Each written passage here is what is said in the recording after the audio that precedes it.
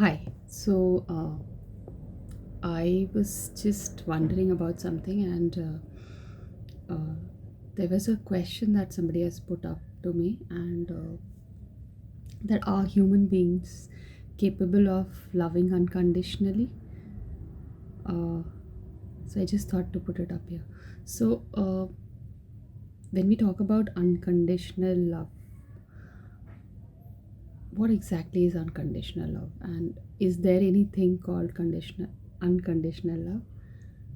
So let's understand it this way, and I think I've spoken about this earlier also, that when you look at Shiva, he's the epitome of unconditional love, because for Shiv, uh, nothing is black and white. And one of the anecdote, or one of the things that I can talk about Shiva is that uh, when you talk about aghoris, when you talk about and not many people know about this, but then, and because we've always been, there are certain sets and certain aspect of uh, religions that we have very strong notions about. So aghoris are one such people, and once you really try to understand that, what exactly is that energy, you'll understand that what Shiv is. So we if you know a bit about agoras, they stay in crematorium grounds, and they just stay there, and they eat whatever comes to them. They drink, uh, so liquor is not a problem for them, and there are people who believe that they eat human flesh and all of that. So if you know a bit about Shiva, and if you know that what Shiv uh, basically what Shiv is, you'll understand that for him nothing is right and wrong, nothing is black and white, nothing is, everything is just one for him, and that is what Shiv is. And so even the aghoris, for them it doesn't exist. They say that something which doesn't have life, uh, it's of no use. So that is their concept of nothingness, basically, and nothingness comes from Shiva. So Shiv is somebody who is unconditional. There is no conditions that if you are this, then only he will. You can connect to Shiv. You have to be particular. You have to eat this, then only you can connect to Shiv, because that is what Shiv signifies, right? And even his love for every being is unconditional, and that is why we see that he anybody can just worship him, uh, ask for things, and then he'll give you if you are genuinely asking. And it doesn't even matter if it is for the greater good, or you might use it for the bad, because for him it's all same, right?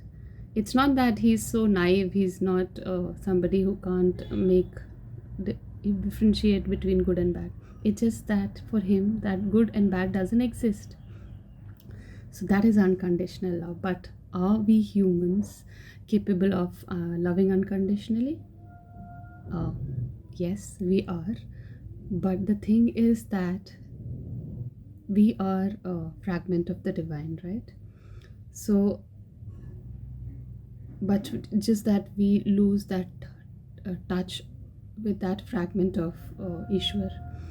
And when you connect with this energy of Shiva, then you can really understand that aspect of your own self that also exists in you.